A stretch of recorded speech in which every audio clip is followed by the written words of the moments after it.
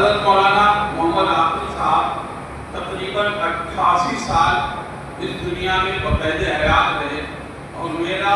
اپنا احساس یہ ہے کہ کم از کم حضرت مولانا نے 60-65 سال مظاہر العلوم جیسی بڑی درسگاہ میں حدیث کا درس دیا ہے۔ مظاہر العلوم ہمارے لیے اس اعتبار سے بہت بڑی درسگاہ ہے جو ہمارے حضرت رحمۃ اللہ علیہ کا مادر علم ہے، حضرت ناظم صاحب کا بھی مادر علم ہے، اور حضرت مولانا عاقل صاحب حضرت کے بھی استاد تھے اور مولانا غلام صاحب کے بھی استاد، تو اس لیے میں نے مناسب سمجھا پہلے استاد کا تذکرہ کروں پھر شاگرد پڑھاؤں۔ تو حضرت مولانا عاقل صاحب بہت بڑی شخصیت تھے، تقویٰ، طہارت، صاف گوئی، سادگی، ان کی ایک ادا سے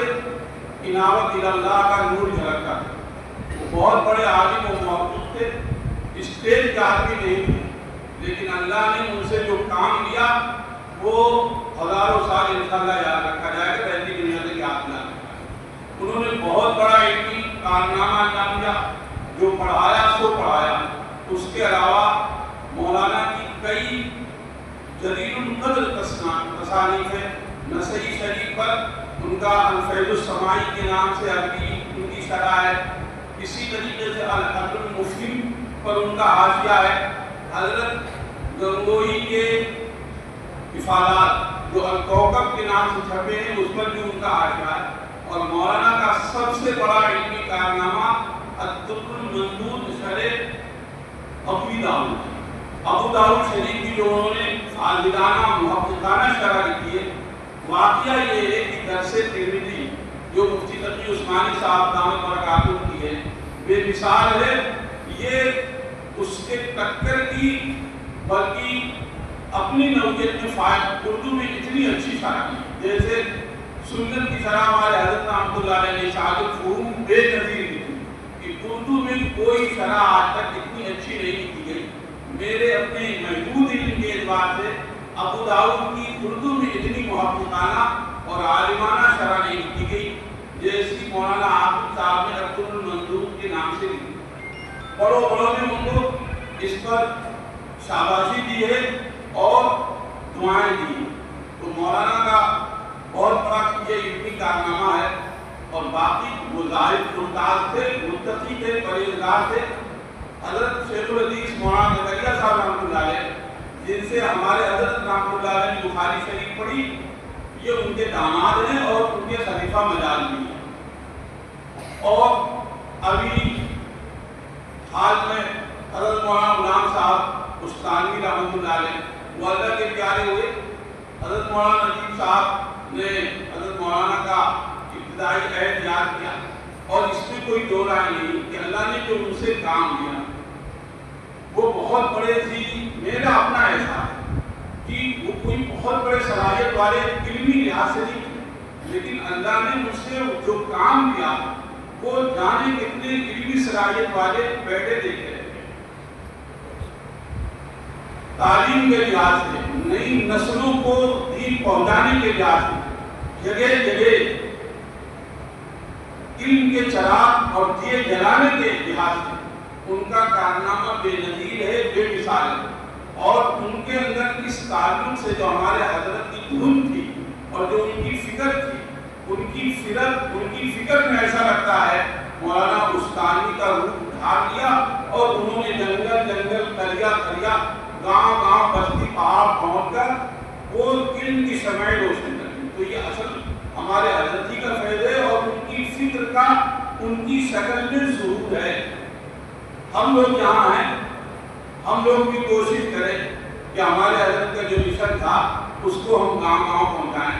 یہ دور بڑی مشکل کا دور ہے، جہاں دین اسلام جیسے 47 میں خطرے میں تھا اسی طرح خطرے میں آ گیا۔ تو جیسے اس وقت کے بزرگوں نے ہوش کے ناخن لیے اور پوری پابندی کے ساتھ حالات کا مقابلہ کیا، اور اس وقت کی نصیحت کے لحاظ سے دین کی حفاظت کے لیے، نسل نو کی حفاظت کے لیے، ان کے دین اور ایمان کی حفاظت کے لیے کیا کیا جا سکتا تھا وہ انہوں نے کیا۔ آج ہمیں ان کی اسی سوچ پر چل کر نئی نسل کے دین کی حفاظت کرنی ہے اور ہندوستان کو اپنے آنے والی نسل کے لیے محفوظ بنانا ہے۔ ہمیں حکومت نہیں چاہیے، ہم حکومت کے بھوکے نہیں ہیں، لیکن اس بات کی کثرت تو دل میں ہے کہ ہماری نئی نسل ان کے لیے ہندوستان محفوظ ہو، ان کے لیے یہ آگ کی کھندک نہ بنے، یہ کھائی نہ بنے، بلکہ جیسے ہمارے بڑوں کا ایک احساس تھا کہ جیو اور جینے دو، تو اس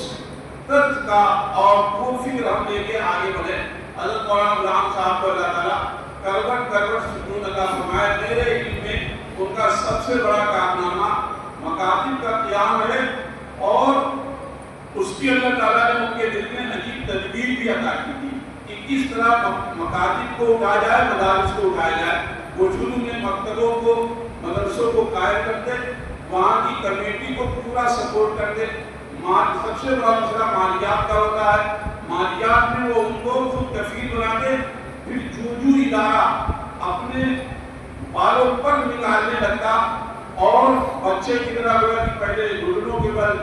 چلنا، پھر بیٹھنا، پھر کھڑا ہونا، پھر چلنا اور دوڑنا، پھر وہ اس کو جب مدرسہ خود کفیل ہونے کے لائق ہو جاتے تو تعاون بند کر دیتے، نگرانی رکھتے اور مالی تعاون بند کر دیتے، اور ان سے کہتے کہ بھائی آپ وسائل فراہم کرو، اس کے اعتبار سے طلبہ کی تعداد ہے۔ ان کو اس سلسلے میں اللہ تعالیٰ نے ایک خاص ذوق عطا فرمایا تھا۔ اس ذوق کے نتیجے میں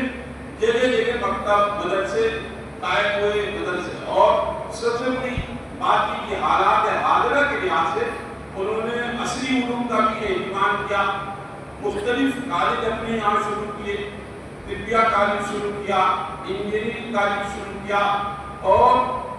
یہ آئی ٹی آئی کے حوالے سے انہوں نے کالج بنایا، اور ماشاءاللہ